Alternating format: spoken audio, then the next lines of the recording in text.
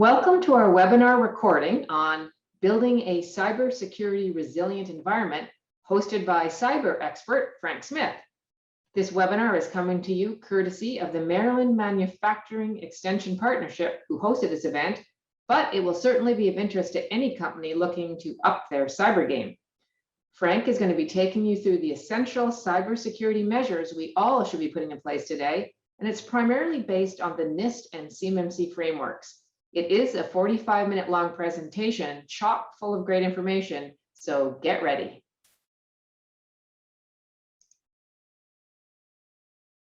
So yeah, as Sarah said, we're going to go over a bunch today. I have a lot of content to cover. I plan on doing it relatively quickly. The idea is not that you walk away with a particular expertise in any given thing that we're going to talk about, but that you start thinking about all these things because it's a journey from getting wherever you may be today to getting to the point where you are in a completely compliant environment. So I want to go over a lot of things. As Sarah said, feel free to jump in if you have a question. It's perfectly acceptable. So today, we'll talk just a little bit about where we are in the federal space. I know CMMC is kind of our driving thing here, but a lot of what I'm going to discuss has nothing to do with CMMC.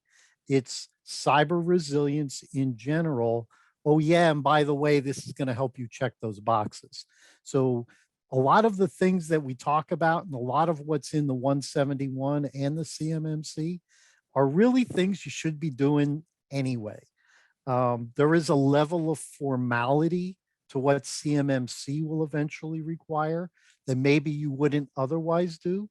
But at the end of the day, you can't say that anything in this standard is a bad idea. I will talk about some things in general. I'll try to put them into the context of some of the more recent problems for all of us who have sat on the East Coast in a gas line. Ransomware should be first and foremost in our minds. Intiva, by the way, is a managed service provider. We do managed IT, remote support, maintain your systems, maintain your security, do all those kinds of things. We're not Kaseya users, so we weren't affected by that last week. Otherwise, I'd probably be too busy to do this right now. But that's all part of it. Tracking what's happening in your environment, and we'll go from there. I didn't do it as part of an intro, but I spent more than 20 years as a federal contractor, mainly in defense and mainly with small and mid-sized businesses. So believe me, I feel your pain. I was a CIO at a company that was less than 100 people when I joined it. We ended up selling to one of the large defense contractors when we crested about 500 employees. I feel your pain. This is going to cost money, and it's going to be a little upsetting to some maybe of your more informal practices. And that's kind of an entry point into how we'll talk about where businesses struggle. So I know this is a very broad generalization, and you're going to sit there and go, well, that's not me. It's fine. It's okay. It doesn't really matter. But the way things have gone in the last 8 to 10 years, companies have been migrating what they can off premise into the cloud. Maybe you've got some type of a hybrid structure, but we're not talking about dozens and dozens of servers behind a firewall and in a LAN room, and that's your typical company anymore. Understanding that many of you are manufacturers that will use a slightly different business model than maybe the way I'm going to talk about it. It'll still apply. The costs are still there. The way of distributing them and accounting for them in the federal space largely still applies. Even if you do have a large on-premise infrastructure and people do work in the office, the way things are, 16 months into COVID, we still have a lot of folks operating remotely. That's likely to continue for the time being. I know that this is, something that's up in the air for everybody. The cost discussion I'm going to show you is based on a representative company. And again, it may not exactly apply to you, but you'll see some similarities. And like I said, we started out with really talking, the purpose of being here is to talk about CMMC and government contracting and that kind of stuff. So let's get that out of the way. There are a ton more requirements that you want to make sure you're aware of and that you're keeping track of. But the four that I listed right here are really the top ones. 3 out of the DFARs, 2 of those came into effect on November 30th of last year. DOD is enforcing this. This is not something that you're going to just sign your contract and get away with. They're going to start asking for these system security plans, the plan of actions and milestones, and your incident response plan. You're going to start uploading those at some point in the future. Going through the motions so that you can check the box is not going to get you compliant, and it's not going to get you that DOD contract. My final point on this slide says puts your federal dollars at risk. These requirements are loosely across the federal government, but they're being more specifically enforced, monitored, and CMMC is a DOD requirement right now. You can expect to see that expand. Looking into my crystal ball, I would say DHS, because they've already indicated that they like CMMC and conceptually may adopt it, but they're likely to be next in line. CMMC citations have started showing up in GSA contracts. It was in Polaris even at the end of last year. It's not a mandatory thing because CMMC is still evolving and the certifications aren't there yet, but they're recognizing that it's going to be coming down the pike. It's not going to go away. All of these ransomware attacks, the supply chain attacks, SolarWinds, started it back in December, but we've seen dozens of these things happening. The Biden administration has put more emphasis on supply chains. There's been more funding going to CISA as the executive agent to keep track of cybersecurity for the executive branch. I mean, this is just going to keep going. There is pushback, obviously, from the defense industrial base. I think you'll continue to see some changes to the process. But if you think that by going to your senator or your congressman, you're going to have success in getting CMMC squashed, I don't think it's going to happen at all. So like I said, in general, what we would want to do is we want to get you more cyber resilient. We want to make it so that you are in a better position. And if you can turn around and check that box for the government and get that CMMC certification, then that's all the better. Everything you do will contribute to getting you there. There's been a lot of pushback and a lot of companies have said, well, this is going to make me, not price competitive. Well, the short answer is in the DoD space, it's going to be a wash because your competitors are going to be doing the same thing. With the original 800-171 requirements, which are 3.5 years old now, that's been mandatory for a while. If you elected to do it and your competitor didn't, then you could say, well, I was at a cost disadvantage. CMMC is going to level that playing field. And quite frankly, even for your non-defense, non-federal clients, being able to say, I do certain things to protect your information to your non-DoD clients is going to be a competitive advantage in my opinion.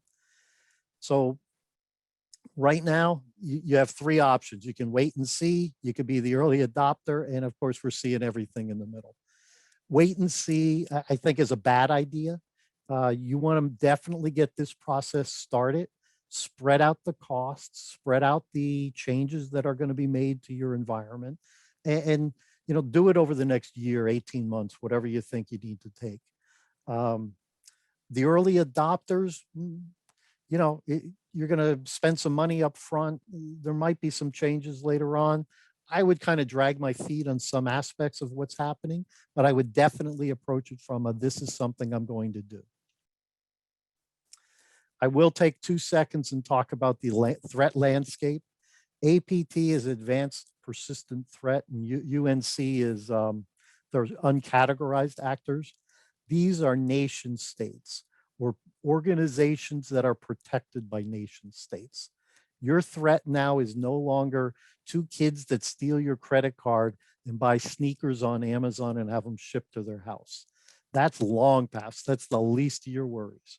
Russia and China are leading the pack. They are targeting NGO, the defense community itself, the federal government, and DOD. We saw it in SolarWinds. We've seen it in every single one of the attacks.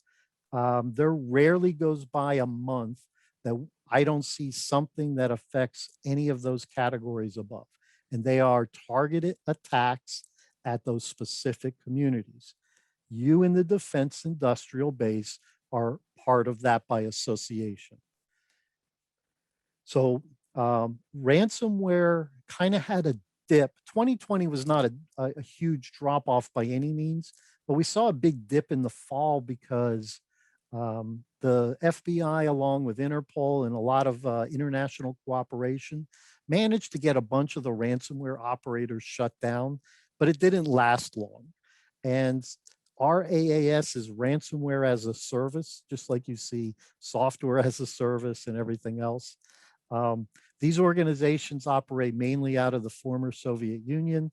They tacitly get protection and support from the Russian government. The SVR is allegedly involved with them. They're taking 20 to 30% of the ransomware, and they provide the infrastructure for it. And just yesterday, I saw that now on the dark web, there are cases where ransomware operators are approaching criminal equivalents of venture capitalists, and they are taking investments in so that they can stand up big infrastructures. In return, they will pay a percentage of the ransomware they collect going forward. It created this new thing called the C2C marketplace, which is criminal to criminal. We all know about B2B. Well, now we got C2C. And it's a sad state of affairs when, in fact, that we gave an acronym to it. Zero-day attacks are way up in 2021. Things are being identified on a much more frequent basis. There is less downside for an organization to say, I have a vulnerability, but the hackers are taking advantage of them right away. And so being on top of it, you got to be monitoring, you got to be patching your systems. This remote work environment that we've stayed in has made it harder to do vulnerability management, which means you are an increased threat from all these attacks, including phishing attacks, way up this year. Not just focused around the pandemic and the vaccinations, but there's been a huge increase in fake Dropbox sites, AOL logins, DocuSign, all these things that you see on a day-to-day basis that are part of your working your business and interfacing with your customers. All of these things are being phished. And never underestimate insider threats and data leaks, whether they be intentional or not. So like I said, we're going to look at the thing differently. We want to kind of approach it so that you can have a more resilient environment. And at the same time, you're going to meet these compliance requirements. So access control is key to every single one of the compliance frameworks, be it NIST, the Center for Internet Security, ISO 27001, CMMC. It's all about knowing who is accessing your systems. As we've migrated out of these on-prem infrastructures and moving into the cloud, that's a lot harder to do. So I'll apologize in advance to those of you that are Macintosh and Apple-based environments. Most of the environments we come across are Windows-based. They previously would have had a domain controller on site. Well, they shut it down because they don't need it anymore. I've moved to the cloud. I have some industrial control systems on site. I have some other things, but you know, nobody has to log into the AD anymore. That's not going to cut it from a compliance standpoint. Think about things like Azure AD and using Intune to do what you used to do with group policies. VDI is a virtual desktop infrastructure in Windows virtual desktops. These are viable options. And yesterday, Microsoft announced a new offering called Windows 365, which is a kind of the next generation of Azure desktop. Pricing wasn't really announced on it. Um, my gut feeling about these things in general is that since you still have to manage your local devices, so you still have to buy computers to access these virtual computers, probably this is only going to be really cost effective for the smallest of businesses, but keep it in mind. It's something to consider as we move forward. If you do have some type of remote access capability, you still have some servers in the office, whatever it may be, um, absolutely use VPN or on all your VPNs and your applications, use multi-factor authentication wherever you possibly can. If you're in the O365 environment and don't have MFA enabled, I can only say shame on you. You should get that turned on as soon as possible. That is not because it's going to protect your users from, you know, the way that they work, or it's going to provide anything super special, but it prevents the casual hacker from getting into your system and just gives one more level of protection. If you do have VPNs, the people that have VPN access should be limited. That should be only if they absolutely need it. Not everybody needs to connect to the office from home because of the cloud infrastructures you've deployed. Wherever you have it, if you're working in the DoD world, you've got to be using FIPS validated encryption. So get used to the idea, turn BitLocker on your laptops, use the FIPS option. I know people say there's some downsides to it. It's all true. But that will enforce some FIPS validated encryption, which is absolutely a requirement for CMMC.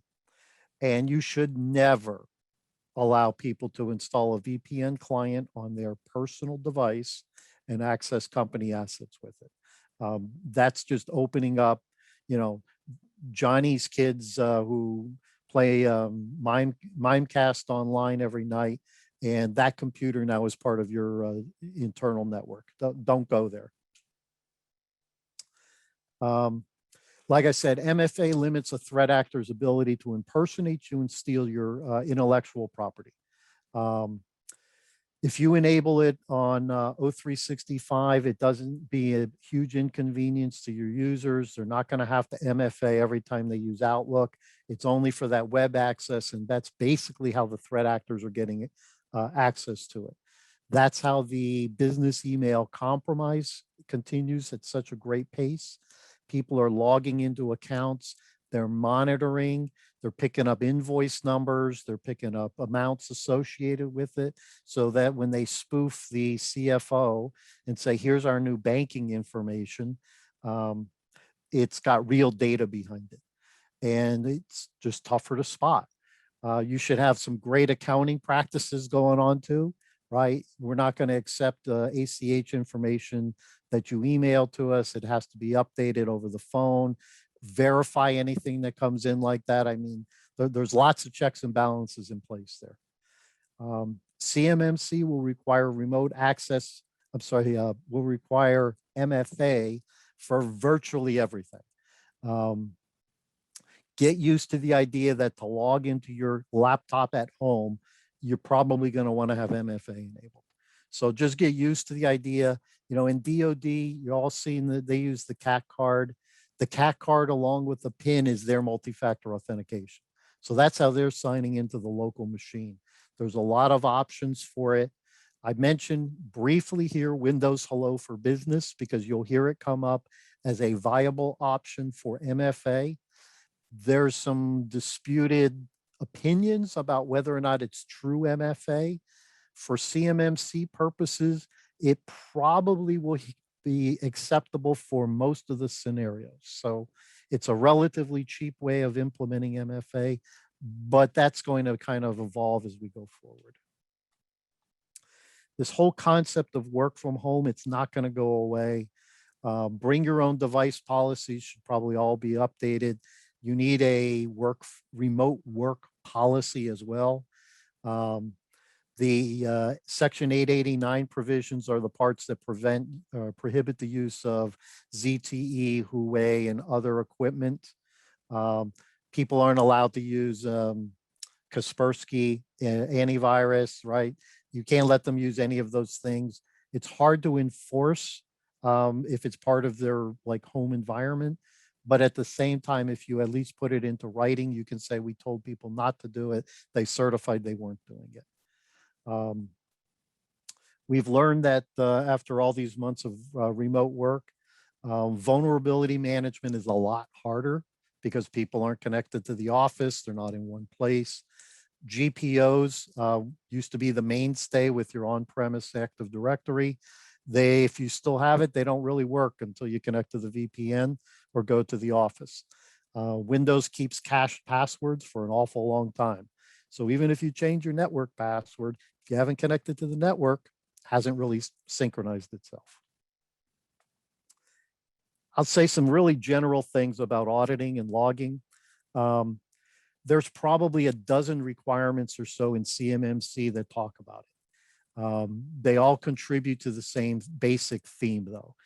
And most small businesses log everything they possibly can and never look at it till something breaks. They overwrite logs pretty frequently because I don't want to give up all that disk space. Your licensing with O365 in Azure will determine how long your logs are maintained. Typically it's 30 days, could be as much as 90, but there's some aspects there that are only kept for 7 days. So if you have an incident, it takes you 8 days to discover it. You may never even go back and be able to recreate anything on it. And key to this whole thing is what do you do? Hopefully you didn't just see my pop-up about I have to reboot. That's my vulnerability patching happened last night, I guess. How do you determine when your audit logs fail? Very important.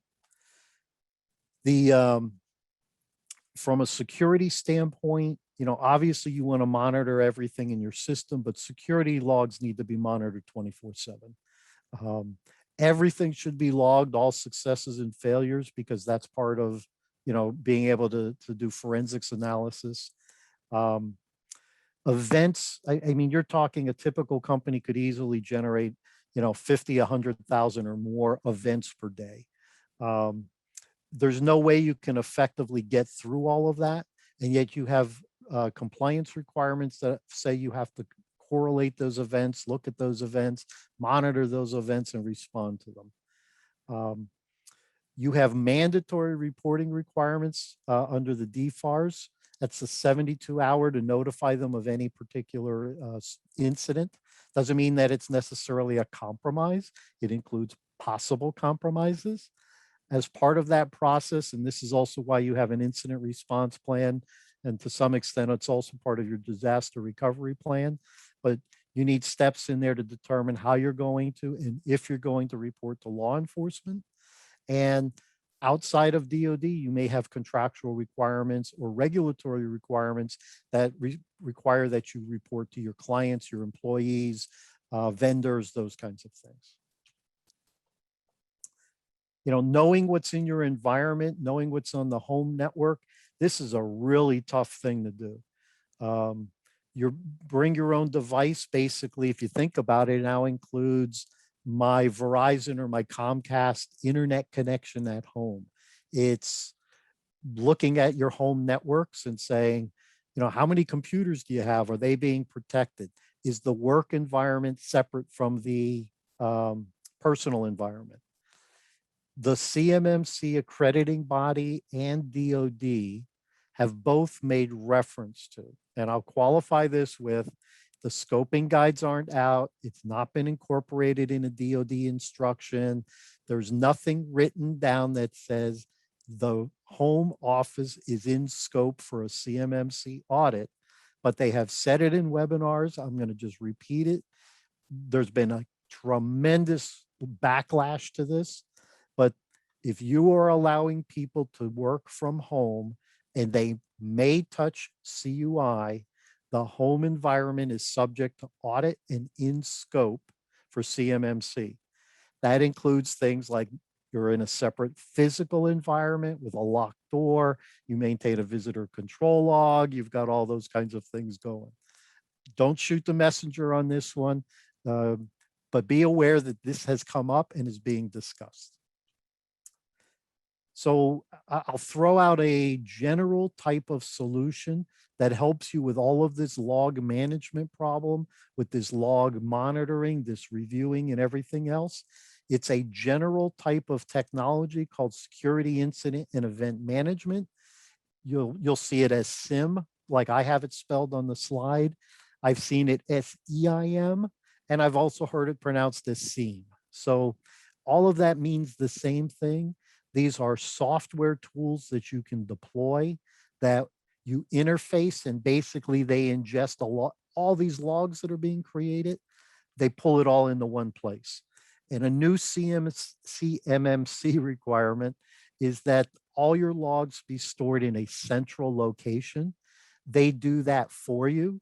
You get 24/7 monitoring with it. It's an awful lot more. It's an awful lot more stuff that happens, and it all happens in the background. And it's a lot cheaper than hiring 5 people to do it, which is basically the amount of effort that you would probably have to expend to do that. The other thing that it does is it flags all type of suspicious activity. They do learn as they go. You know, creating 10 new user accounts on a Saturday at 3 a.m. is probably suspicious and probably should be looked at. Creating 10 new users on a Monday morning at 8 o'clock is less suspicious, for example. Logging in from Virginia, perfectly reasonable. Logging in from California, perfectly reasonable. Having 30 minutes or 60 minutes between those two events, that's an indication of compromise. That's the kind of stuff you want to flag. Now, this is a very general discussion and may not apply to you, but in general, this is what we've seen. NDIA has published a bunch of studies about where companies have struggled with compliance. We've seen this ourselves. I have done dozens of gap assessments for CMMC, trying to help companies come up with a punch list of things they should do. MFA, it's a relatively low cost, high impact, really good thing to do. You should have it everywhere. You know, all your personal accounts you should be protecting with MFA. And yet small businesses, medium-sized businesses have struggled with this. They have not rolled it out everywhere that they should. It's a problem on the local workstation if you're disconnected from the network. But it is a requirement for CMMC. It requires a little bit more to configure it for all of that. So like I said, use it everywhere you go. Excuse me. If you have an option for an authenticator app over text messaging, you should use it because cell phones can be hacked. Text messages can be hacked. There is one school of thought that says that even the push where you get the one button, you know, just tap it and go, shouldn't be allowed because people are too casual about my phone beeped, I'm going to reach over and tap it. But you should be using an authenticator app, typing in the 6-digit or 8-digit code, whichever one it does. You should never have accounts that can be set up through an MFA bypass. That's a security risk. And everybody should be using complex passwords. 8 characters with, you know, the 3 kinds of complexity doesn't cut it. I tell people, I think a bare minimum is 12 with all 4 categories of complexity. And personally, I think you should go more than that. I changed all my accounts to 17, and I use auto-generated passwords everywhere. And I use a password manager personally.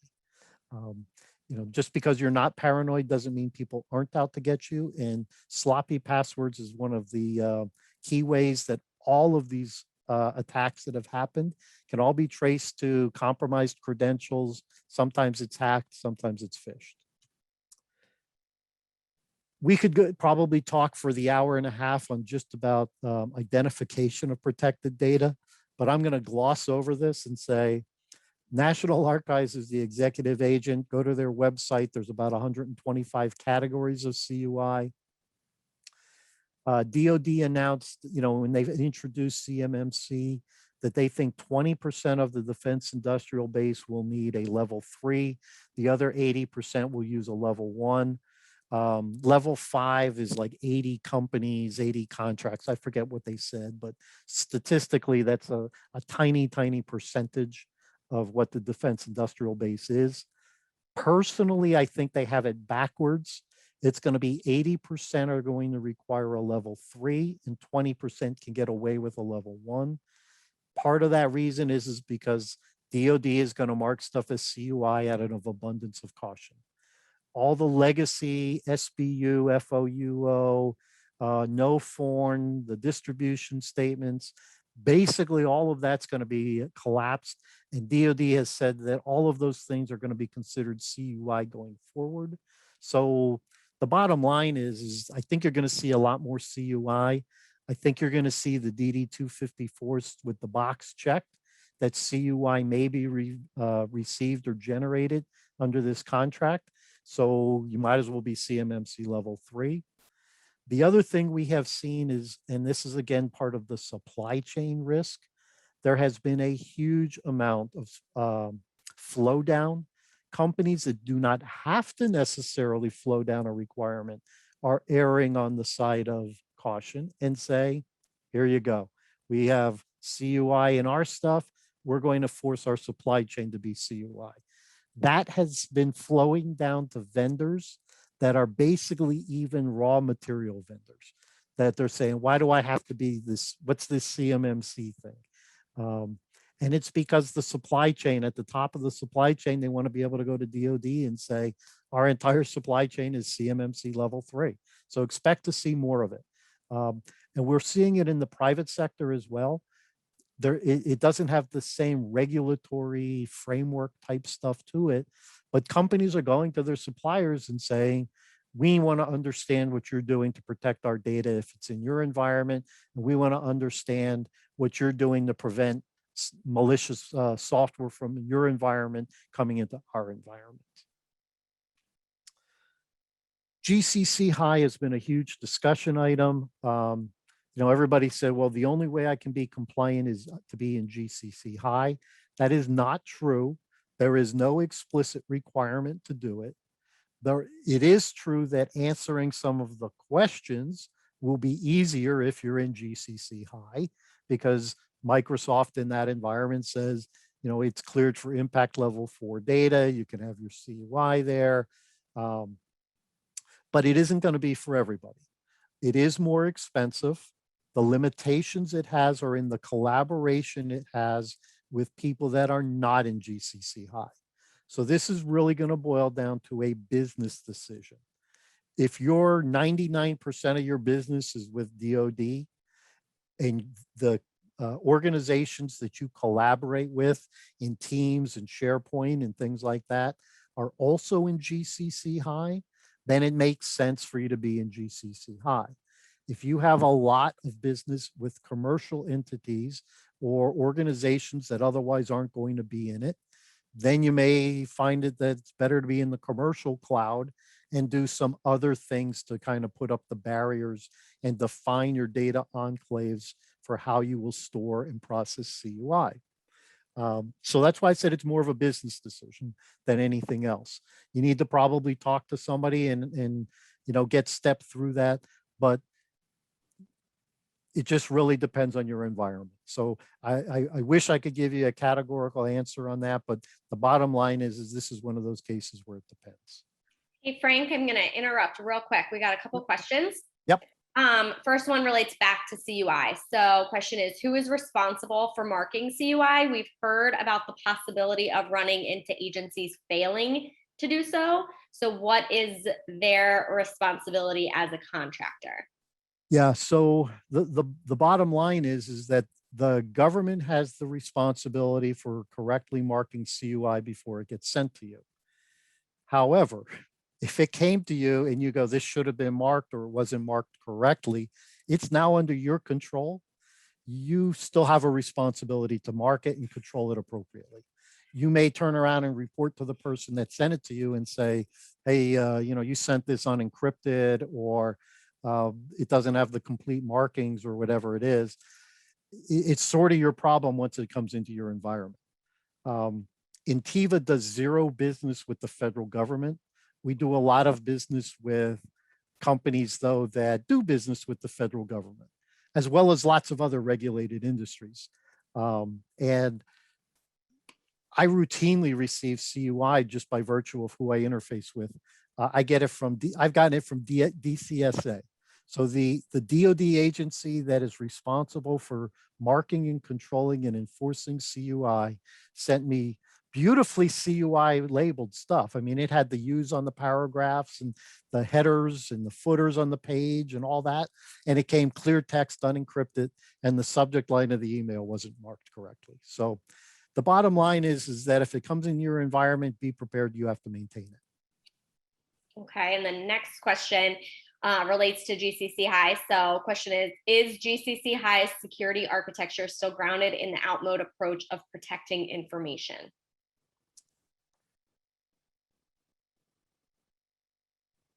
Could you read that one again for me? Sure. Is GCC High's security architecture still grounded in the outmoded approach of protecting information? And these are coming in anonymous, so if you want to clarify, No. if you could, Frank, if you need some clarification, just No, that's so. The short answer is probably yes. okay. You're looking at an entire environment. So I don't like to just simply say it's about the information in particular, because it still has it is FedRAMP High pending authorization. So the short answer is that it's going to comply with whatever FedRAMP High is. FedRAMP is not known for rapid changes. So yeah, the short answer is I think you're probably correct, but that the net effect of it is still, it's going to get you an easier answer for some of the questions when doing an audit. Okay. And then another one, I knew GCC High would bring the questions in. So another question is, I was told GCC High takes 3 to 6 months to deploy. For all that time, my business, which is a small business, must pay significant fees to consultants to plan for, manage the lengthy process and the process of decommissioning Office 365 or the G Suite, as well as the fees to onboard GCC High. Yeah. So kind of a question there. Yeah. It can be a much more lengthy process. It's not always. It tends to be longer. Everything about it tends to be slower. You have less companies that can do your licensing. There's less companies that will work in it. If you're coming from the G Suite environment, it's probably even harder and it's going to take longer. But this even applies as if you're in O365 commercial right now. It's still a tenant migration.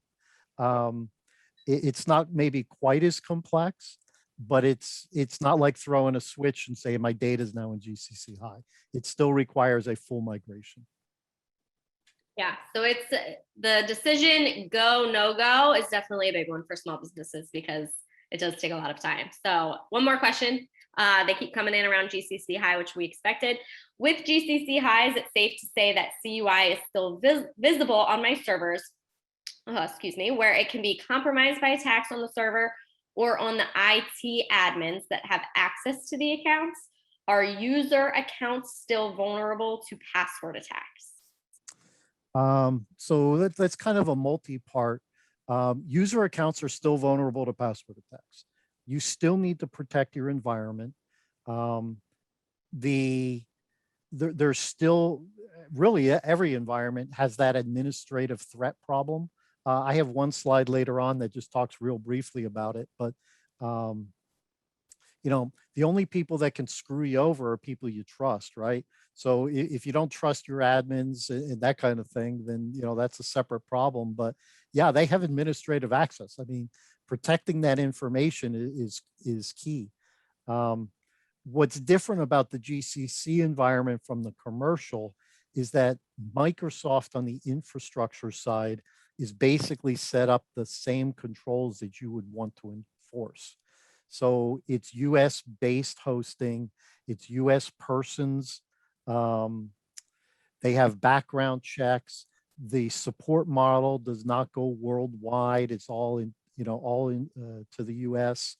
Um, they guarantee certain physical separations, certain physical controls that may or may not be applicable on the commercial side. But, a password spray attack, if you have bad password policies, all of those things are still possible even in GCC High. And then I'm going to do just the first part of that question one more time, just so we can hit on it. So with GCC High, is it safe to assume that CUI is still visible on the servers where it can be compromised by attacks? Yeah, so it's still in if you're using SharePoint to store it or whatever it is, you still have to do the right access controls. You need to have the right stuff around it. And you need the right monitoring to determine if possibly there's a indicator of compromise where somebody is accessing something that they're not supposed to. Absolutely. All right, thanks, Frank. No more questions at this time, but keep them rolling in. All right. And separation of duties. So this is in part why you have more than one IT person. This is why the people that monitor the logs are not the people that make changes. This is why HR, contracts, your program managers, all these people are involved in determining who gets access to what. So while CMMC is clearly IT centric, it involves every aspect of your business. This is not just an IT thing. Use the very simple problem of establishing a new user. HR should do background checks. Before they get access to anything, they should be vetted. A program manager or somebody in contracts should say, our new hire is going to be working on these programs and needs access to this data, right? This is all the kinds of things that should be part of the process. Vulnerability and patch management. This is everything from Windows patches to server patches to firewall firmware. This is everything. This is a constant battle. If it showed up, I don't know if it came up on the presentation, but the little pop-up, our guys push patches now as frequently as every day to stay as current with vulnerability management as we can. A lot of the things that happened in 2021 to date, and this has been a busy year, some of those vulnerabilities go back years. These were not things that should have been exploited. They should have been patched years ago. The only way you can do this is to have an automated tool and have proof that it runs and verifies that it runs. And you need something that says, it failed here, we need to go investigate and do it manually. Vulnerability scanning is required under just about every single framework. I'll be the first to admit it has limited value, but you have to do it. It's a snapshot in time. The very next day, you could have something vulnerable got installed on your system, you didn't know about it. But being able to keep up with it, this is actually a mandatory requirement. It is much harder to do with people in remote work because you're not scanning the same thing that you used to scan. The last thing I go over, and this keeps us almost right where I want it to be on time. I'm a little slow, sorry, Sarah. All of these costs associated with CMMC are allowable under the FAR. DoD has set up programs, ask Sarah about it, right? To help you defer the cost of some of these things. But the bottom line is this is becoming a pay to play environment. You must upgrade your systems. You must increase your resiliency. and it's going to cost money. And like I said, this is not just DoD, expect it across everywhere. And I virtually can guarantee that your non-federal clients will start asking the same system, the same questions. They want to know ahead of time. And if you ever have filled out a cyber insurance application, if you did one a year ago and you're doing one today, you'll notice that it's 10 times longer than it used to be. Before they will underwrite you, they're going to ask very intrusive and very specific questions. And they may include running a scan of your network that says, we looked at some things, we see this, come back to us when you're insurable. So this is CMMC specific now. Some rough costs. Now, these are just, spaghetti on the wall numbers. This is if you elect to outsource it, right? You can do all these things internally. You don't have to pay anybody to do it. You can do this internally with your current employees. Your SSP and POEM is required under certain, under your DFAR 7012 and 7019 clauses right now today. So expect that to be somewhere in that $10,000 kind of shock group range if you have somebody do it for you. The 17 policies I mentioned here, that's if you're going to have somebody write 17 policies for you to meet the 17 families within CMMC. But again, you may have a lot of that already done. It's existing policy, it's everything. It might be in your employee handbook, it's all over the place. An incident response plan is required and a tabletop exercise is required. And that's where you actually execute your incident response plans. And then I just have this placeholder there. And it may be zero, it may be this 50,000, it might be more. But you may look at it and say, I've got to get rid of my, I'm using my Cox or Comcast or Verizon firewall. I need a business grade firewall. Or I'm using the same WAP, excuse me, the same WAPs in the office that I use at home. It's the basic Linksys kind of thing. I'm going to have some migration costs. It may be a GCC cost, right? Anything there. So that's just a placeholder to help the math work for me. And then there's going to be some recurring costs potentially. Maybe you're going to have endpoint detection and response. You don't have it now. You're going to deploy a SIM solution like we talked about. You're not using MFA. It's going to cost you a couple of bucks. You're going to change your Microsoft licenses, or you're going to add some other licenses. And you're going to do some employee training that's going to be part of your ongoing strategy. So all these things are recurring costs. Where I say client site, if you go, well, I don't really have a client site, but you may have a bunch of employees that maybe they have an email address, but they don't have their own computer. They're working out on the shop floor. They have access to systems, but they don't have dedicated systems, stuff like that. So that's where it's a little more transportable.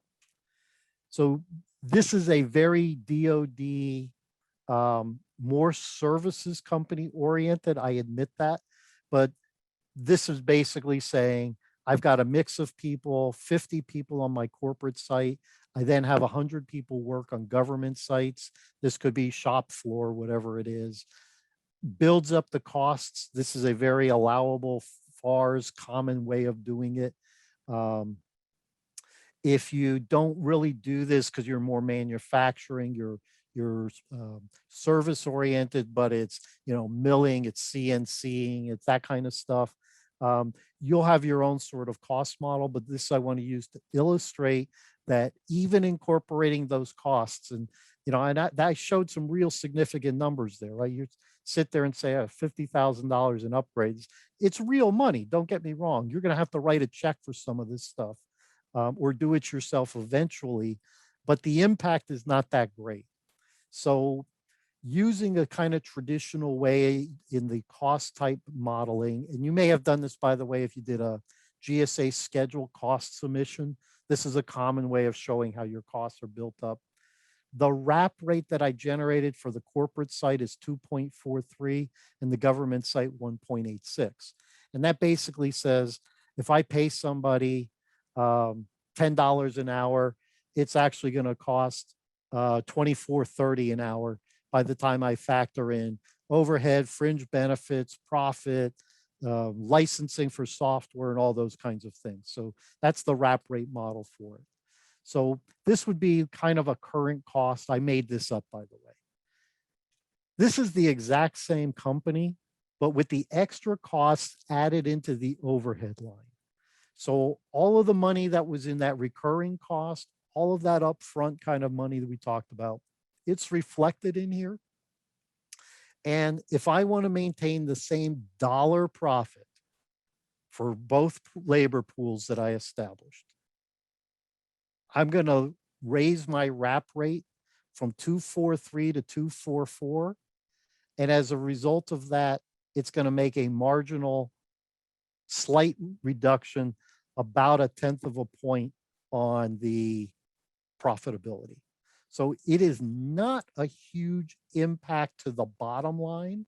And from a cost standpoint, if you were doing cost type contracting with the government, your wrap rate would be trivially affected. And remember, your competitors are going to be doing the same thing. So I'll wrap my piece up by saying, think about it from the standpoint of, I need to fix my environment. I need to be more resilient. I need to do a better job. I don't want to be one of these companies that's down for weeks because they got hit with ransomware. I don't want to have to deal with lawyers going back and forth on who is responsible for business email compromise. I don't want to have to deal with paying a ransom. I don't want to have to do all this kind of stuff. And by the way, all of this will contribute to getting you CMMC certified. At the end of the day, just rethink your approach. Don't think about checking the box and do the bare minimum. Think about making your environment better. There are tools that would have blocked all these recent ransomwares. And when I look at it and I go, why didn't they have this deployed? You know, if you're sitting there right now using traditional antivirus, you're vulnerable to all this ransomware. You need to rethink your solutions. And through that process, you can do it better. So that finishes my part. Sarah, if you want to steal it back. Perfect. Thanks, Frank. I don't have any open questions in the Q&A, but if you guys have any last minute questions, go ahead and throw those in there now. And we can have Frank answer any questions on these topics or anything else in general. This is your time to kind of put those in there. This is all of our contact information. If you guys have questions for the Intiva team, you'll see John's email here. All questions can be directed at John. If you have any questions for Yasmin, definitely reach out. And then our team emails are listed here as well. So Frank ended with a conversation around the cost. We do have our DCAP program. We do education as a part of our DCAP program. But the flip side of DCAP is to provide some resources and funding for small businesses to bring the cost down to cover all of these requirements. So your DFARS requirements, 800, 171, future CMMC requirements. And if you don't know where to start and you're looking for a resource just to get started to figure out where you're at today, definitely reach out to myself or Brandon. Our information's here. We do have a waiting list for our DCAP program, but we are still collecting applications. So if you're at all interested in going through that process to kind of have it structured for you, reduce the cost, work with Intiva or any of our other awesome providers, definitely reach out. And I don't see any questions, so I'll give it just one more minute. I do want to thank Yasmin. Do want to thank you as well, Frank, for joining us today. I'm sure you guys will see their names again in upcoming webinars or hopefully in-person future events so we can see everybody. So going once, going twice. If you have any questions, feel free to send them via email. But I'll head and close us out for today. But thank you guys so much for joining, and we will talk to you soon. Bye-bye, everybody. Thank you. Bye-bye. Thanks, everybody.